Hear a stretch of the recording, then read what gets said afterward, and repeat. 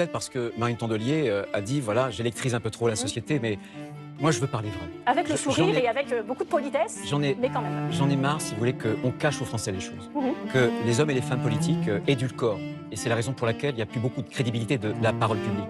Est-ce qu'on aurait voulu que je me taise après l'affaire de la jeune Philippine? Non, je ne me suis pas tue parce que je pense qu'il fallait faire changer le texte. Vous parlez de deux affaires après lesquelles j'aurais souhaité que vous ne vous taisiez pas. Et ensuite, par exemple, Mulhouse, je ne me suis pas tue non plus.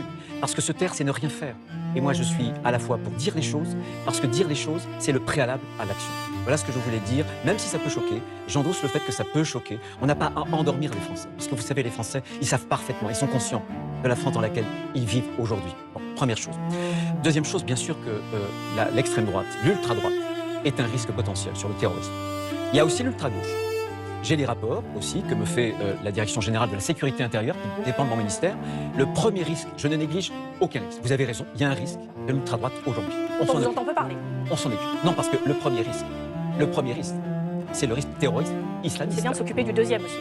Non mais le terrorisme islamiste, Madame Tondelier, a tué 274 personnes depuis 2012. Mais à aucun moment, il ne fallait pas s'en occuper. Depuis 2012, 50 attentats ont réussi. Heureusement, nous sommes parvenus à déjouer 86 attentats. C'est bien parce que nous nous sommes intéressés à ce terrorisme islamiste qu'on a pu déjouer justement des attentats. 9 attentats l'an dernier, 3 visaient spécifiquement les Jeux Olympiques. Il y a une menace extérieure, il y a toujours ce terrorisme islamiste extérieur. C'est intéressant parce que même quand je ne vous parle pas de ça, c'est là-dessus que vous répondez.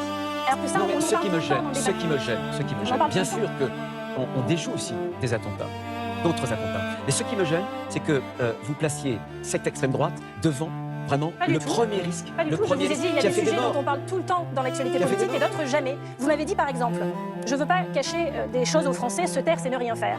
Eh bien, il y a eu 2 assassinats sur le territoire national récents sur lesquels vous vous êtes tu. Et peut-être que j'ai raté des choses que vous aviez pu dire, donc je vais vous poser la question ce soir. Un syndicaliste en Corse a été assassiné il y a 15 jours, un écologiste, il était à la Via Compagnola, qui est le syndicat paysan, c'est l'équivalent de la Confédération paysanne en Corse. Il a été assassiné lâchement de 3 balles dans le dos sur sa ferme. Il avait déjà eu un incendie criminel sur sa ferme en 2019 d'ailleurs. Et je ne vous ai pas entendu sur le sujet. Vous voyez, moi je suis choquée par chaque homicide de ce pays. Il y en a 1000 par an et je constate que sur certains, ils sont très médiatisés. Parce que chaque drame est horrible, c'est des histoires à chaque fois humaines qui sont terribles, mais chaque drame mérite qu'on en parle et qu'on agisse. Sur cet assassinat de syndicaliste, je ne vous ai pas entendu du tout, alors que pour moi, qu'on puisse mourir pour ses idées en France, c'est un sujet. Je ne vous ai pas non plus entendu du tout sur la mort de Jamel Benjabala, assassiné par le chef dans le nord des brigades patriotes françaises. C'est un assassinat raciste, il a été assassiné devant ses enfants, percuté en voiture, c'est une ministre d'extrême droite arrière. Oui, c'est une ministre d'extrême droite.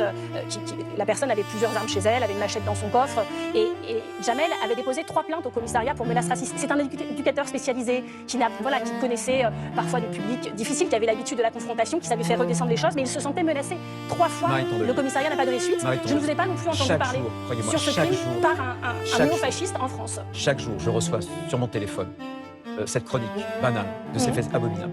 Et croyez-moi, j'ai mis du temps à prendre un peu de distance parce que c'est extrêmement anxiogène. Je ne néglige rien du tout. Je parlais de la Corse il y a quelques heures, dans mon ministère de l'Intérieur. Mais croyez-moi, parfois, il faut se taire. Et parfois, quand il s'agit d'enquête, il faut laisser faire nos enquêteurs et la justice. Mais je ne néglige aucun mot. Certains vous indignent plus que d'autres, c'est ce que vous dit Marine Tondelier. Pouvez-vous comprendre que j'ai considéré qu'ils avaient été assassinés une deuxième fois quand j'ai constaté que certains crimes font la une des médias et d'autres tout aussi choquants, qui percutent vraiment des gens, qui disent ça aurait pu être moi, ça aurait pu être mes enfants. Là, on ne voit pas de réaction, ni médiatique, ni politique. Ce n'est pas vous qui faites les réactions médiatiques. Bien sûr que mais je suis sûre que si vous aviez eu une réaction politique, il y aurait eu une réaction médiatique. Bien sûr que non. Moi-même, je m'étonne parfois. Je pense que vous avez je vois bien qu'il y a des faits, sous-estimez pas. Il y a des faits qui arrivent à percer justement cette membrane médiatique, et d'autres non. Parce que le système Bolloré s'empare de certains crimes et pas d'autres. Vous mélangez tout. Non, c'est pas vrai. Croyez-moi, à la place où je suis très concerné par chaque attentat, par chaque mort. Je les prends vraiment pour moi, et à chaque fois, j'essaie de faire en sorte que nos enquêteurs travaillent dans de bonnes conditions, etc. Mais je ne peux pas prendre la parole. Vous avez dit vous-même le nombre d'homicides en France à chaque fois qu'il y a mort. 1000 par an. C'est pas ce qu'on attend de moi. C'est pas ce qu'on attend de moi. Est-ce que vous voulez sous-entendre? Est-ce que vous voulez sous-entendre? J'espère que non. Que parce que c'était un syndicaliste, je me serais tu. Non. Non, mais je pense que quand quelqu'un meurt pour ses idées en France, en 2024, c'est quelque chose qui devrait faire réagir la classe politique. Syndicaliste, c'est pas n'importe quel statut.